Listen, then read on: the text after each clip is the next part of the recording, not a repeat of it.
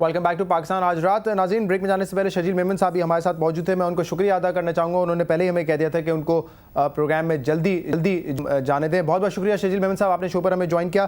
ہارون اختر صاحب ہمارے ساتھ ہیں, خرم دستگیر صاحب ہمارے ساتھ ہیں. ہارون صاحب, الزامات میں آدھے سے زیادہ پروگرام نکل چکا ہے, میں چاہوں گا کہ آپ سلوشنز پر تھوڑی سی بات کریں. دو ایشوز میں نے کہا تھا بڑے امپورٹنٹ ہیں جن کو ہمیں اولین ترجیح دینی چاہیے. ایک تو یہ ہے کہ ہمیں ٹیکس کا نظام بہتر کرنا ہے, ٹیکس کلیکشن میں ہم نے اضافہ کرنا ہے, یہ کیسے ممکن ہے. اور دوسرا جو ہمارے پبلک سیکٹر انٹرپرائزز ہیں, جو سفید ہاتھی ہیں جن میں اربوں روپے کا نقصان ہے, اس کو ہم کیسے ختم کریں. یہ دو اگر چیزیں حل ہو جائیں تو کافی حد تک ہمارے پاس جو ہے بجٹ میں اسپیس مل جائے گی ہمیں. شہزاد صاحب, آپ دیکھیے جو کرنٹ پرابلم آئی ہے کہ سڈنلی آپ کی پاور جنریشن 14,000 میگا واٹ سے 2 دن کے اندر 8,000 میگا واٹ آ گئی ہے, اور ایم ڈی پیپ کو خود کہہ رہا ہے کہ 3,000 میگا واٹ سڈنلی انہوں نے واٹر ریلیز کرنا بند کر دیا بغیر کسی پلاننگ کے. 3,000 میگا واٹ وہاں سے شارٹ فال آئی ہے, اور باقی 3,000 میگا واٹ وہ کہہ رہا ہے کہ آئی پی پیز کو پیسہ نہیں مل رہا, ہمارے پاس پیسہ نہیں ہے سرکولر ڈیٹ کی وجہ سے. اور باقی جو وابڈا کے اپنے تھرمل پلانٹس ہیں ادھر فرنس آئل نہیں پہنچ رہا. یہ کوئی پان کی دکان چل رہی ہے یا کوئی ملک چل رہا ہے, یہ کوئی پلاننگ ہو رہی ہے.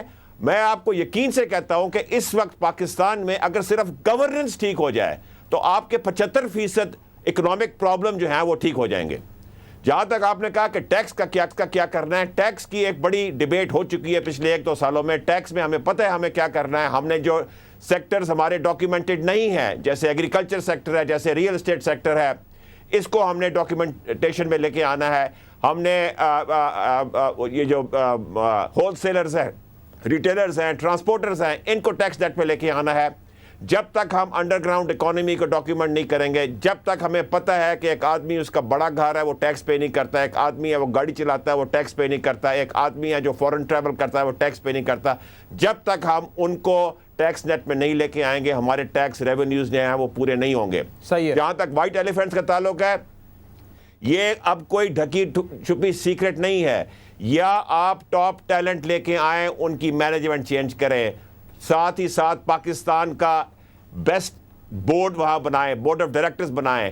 یہ 3.5 سال یہ سب کچھ نہیں کر سکے. اگر آپ یہ نہیں کر سکتے, اگر آپ میں یہ کیپیبلٹی نہیں ہے تو ان کو پرائیویٹائز کر دیں, تاکہ یہ 300 ارب کا جو لاس ہر سال پاکستان کی اکانومی سے یہاں شفٹ ہو رہا ہے کرپشن اور نااہلی کی وجہ سے, یہ تو کم از کم ختم ہو ہمارا. ان سیاسی ورکرز کا, ملازمین کا کیا ہوگا جو ان اداروں میں بھرتی کیے گئے ہیں؟ کوئی بھی انڈیپینڈنٹ بورڈ آ جائے, مینجمنٹ آ جائے, وہ ان سیاسی کارکنوں پہ تو ہاتھ نہیں ڈال سکتی نا. بہت اچھا سوال ہے. دیکھیں, پاکستان میں 90% امپلائمنٹ جنریٹ کرتا ہے پرائیویٹ سیکٹر, 10% صرف کرتا ہے پبلک سیکٹر, گورنمنٹ. ہم جب تک یہ سمجھیں گے کہ ساری امپلائمنٹ جو ہے گورنمنٹ نے کریٹ کرنی ہے, اس وقت تک ہم سمجھ نہیں پائے کہ یہ اکانومی چلتی کیسے ہے. اس اکانومی کو پرائیویٹ سیکٹر نے چلانا ہے, اس کو انسینٹیوز دینے ہیں. اس اکانومی کو ان لوگوں نے چلانا ہے جن کے پیسے باہر پڑے ہوئے ہیں, ڈر کے مارے پیسے باہر لے کے ہمارا بزنس مین گیا ہوا ہے, اس کو انسینٹیو دے, گارنٹیز دے, وہ پیسہ لے کے آئے, کارخانے لگائے, جابز کریٹ کرے. یہ گورنمنٹ کا کام نہیں ہے. ہاں, ٹیمپرری سیٹ بیک ہوگا آپ کو اداروں میں, مگر ساتھ ساتھ آپ کی اکانومی اگر ریوائیو کرے گی, جی ڈی پی گروتھ ہوگی, تو آپ کی امپلائمنٹ جنریشن جو ہے کریٹ ہوگی. یہ پوری ایک میکرو اکنامک آپ کی پالیسی آپ نے کرنی ہے.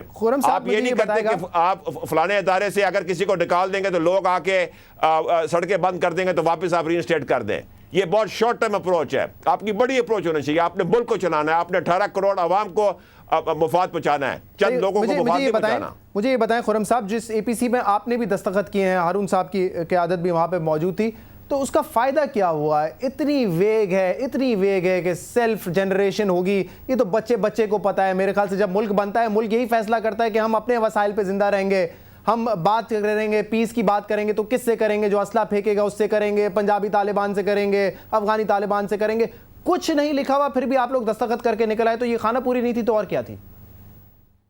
نہیں, اے پی سی میں جو ڈیکلیریشن ہے اس سے زیادہ اہم بات یہ تھی کہ ہاں پاکستان کی تمام جو پولیٹیکل پارٹیز ہیں وہ ایک ٹیبل پہ بیٹھ کے انہوں نے جو بھی فورن جو لوگ جارحانہ عزائم رکھتے ہیں پاکستان کے خلاف, ان کو ایک میسج, ایک سگنل چلا دیا. ٹھیک ہے, انہیں صرف ایک یونٹی کا میسج دینا تھا.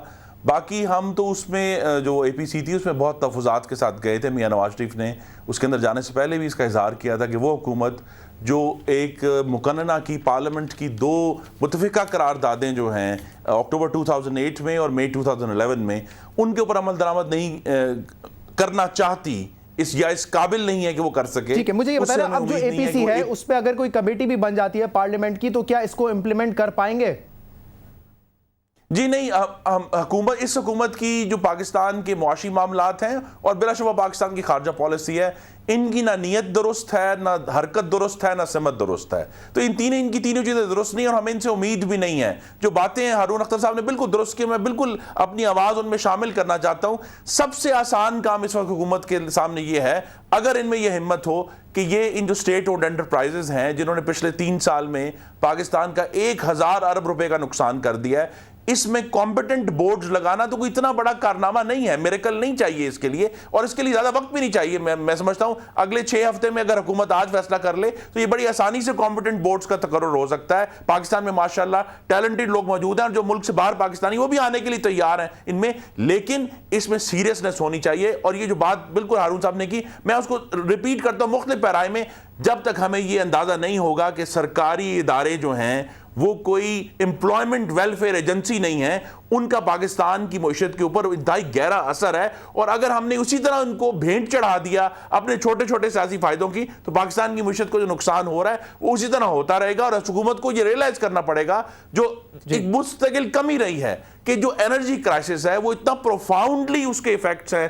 پاکستان کی اکانومی میں اور اکنامک گروتھ کے اوپر, کہ اگر آپ 3.5 سال میں اس بات کا فیصلہ نہیں کر پائے کہ ہم نے ریسورسز کس طرح ڈائیورٹ کرنے یا نہیں کرنے, تو پھر پاکستان کا جو فیوچر ہے. اسی لیے آج جو پروٹیسٹ ہو رہی ہیں مجھے دکھ ہوا ہے کہ متشدد ہوئی ہیں, لیکن معاملہ یہ ہے کہ لوگ بل بھی دے رہے ہیں اور لوگوں کو بجلی بھی نہیں مل رہی, اور ان کی جو فرسٹریشن ہے وہ زیادہ یہ ہے کہ جو ان کو مستقبل تاریخ نظر آ رہا ہے کہ ان کی فیکٹری یا ان کی جو چھوٹی خراج مشین ہے وہ چلتی ہوئی نظر نہیں آ رہی, اور لوگ بے روزگار ہو رہے ہیں. ہارون اختر صاحب کہ اس مسئلے کا حل کیا ہے, اس پہ کیا ہر ایشو پہ ایک اسپیسیفک اے پی سی ہوگی اور اس پہ کیا مسئلے کا حل نکالا جائے گا؟ کیونکہ ابھی جو ہمارے پاس ڈاکیومنٹ ہے ایسا نہیں لگتا کہ وہ امپلیمنٹ ہوگا. خرم صاحب بھی اس کے حوالے سے جو ہے منفی سوچ رکھتے ہیں. کس طریقے سے اب جو ہے اس ہم مسئلے سے نکلیں گے پھر؟ یہ شہزاد, میں نے آپ کو پہلے کہا تھا کہ میں 3.5 سال سے یہ ایڈوائس دے رہے ہیں, ہم اکنامک پالیسی کی ایڈوائس دے رہے ہیں اور ایک اپوزیشن کا رول ہم پلے کر رہے ہیں. میرا خیال نہیں کہ اس گورنمنٹ میں کیپیبلٹی ہے ہمیں ان مسائل سے نکالنے کے لیے, اور یہ میں دل سے کہتا ہوں. میں اس لیے نہیں کہتا کہ میں اپوزیشن میں بیٹھا ہوں. میرے خیال میں پاکستان کی خوش قسمتی ہوگی اگر اب قوم ایک نیا مینڈیٹ دے, اور جو بھی آئے, جو بھی قوم سلیکٹ کرتی ہے, جس کو بھی سلیکٹ کرتی ہے وہ آئے, اور ایک نمبر 1 ایجنڈا پوائنٹ لے کے آئے کہ اکنامک ٹرن اراؤنڈ اس ملک کا کرنا ہے, معیشت کو ٹھیک کرنا ہے, جابز کریٹ کرنی ہے, کرپشن ختم کرنی ہے. یہ ساری چیزیں جو ہیں یہ ہمیں کرنی پڑیں گی. اس سیٹ آف پولیٹیشنز جو اس وقت رول کر رہے ہیں پاکستان کو, مجھے ان سے کوئی امید نہیں.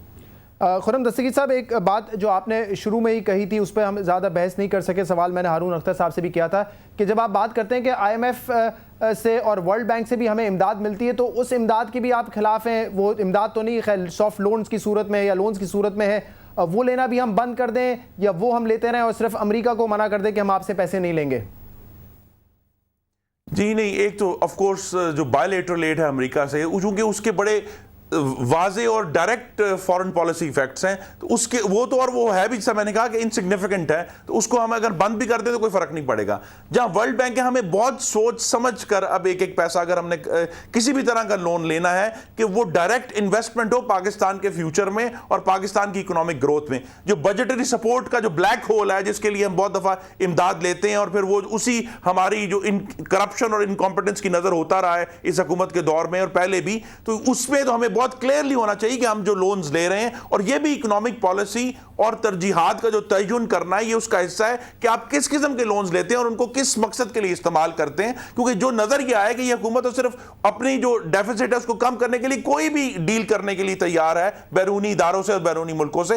تو ہمیں تو یہ دیکھنا ہے, جو اہم بات ہے اور جو ہارون صاحب نے بھی کی ہے, کہ پاکستان کی جو معیشت ہے وہ تبھی درست ہوگی کہ ہمیں یہ بات فیصلہ ہو جائے کہ جو سٹرکچر ہے جس کے تحت آپریٹ کرنا ہے ہماری انڈسٹری نے وہ ہمیں درست کرنا ہے. اور جو ایک بات بڑی اہم ہے وہ یہ ہے کہ جب تک اب یہ اندازہ نہیں ہوگا کہ اب سٹیٹ اوڈ انٹرپرائزز پاکستان کے لیے نہ صرف ایک اکنامک کرائسس ہے، پاکستان کی نیشنل سیکیورٹی تک جو ہے وہ داؤ پر لگ گئی ہے، ہمیں انہیں درست کرنا پڑے گا. بہت شکریہ دستگیر صاحب. ہارون اختر صاحب آپ کا بھی بہت بہت شکریہ. ویسے تو کہا جاتا ہے کہ جمہوری نظام میں جو ہے ادارے مضبوط ہوتے ہیں، لیکن ہمارے ہاں ایک کے بعد ایک ادارہ جو ہے ہمیں بینکرپٹ ہوتا ہوا نظر آ رہا ہے. اور آپ دیکھ رہے ہیں پاکستان اسٹیل مل ہو، OGDC ہو یا PIA ہو، ریلوے ہو، تمام جو ہے وہ بحران کا اس وقت شکار ہیں. ناظرین فیڈ بیک آپ ہمیں دے سکتے ہیں پروگرام کا فیس بک کے ذریعے اور ای میل کے ذریعے. پاکستان آج رات کی ٹیم آپ سے ملاقات کرے گی کل. اجازت دیجیے، اللہ حافظ.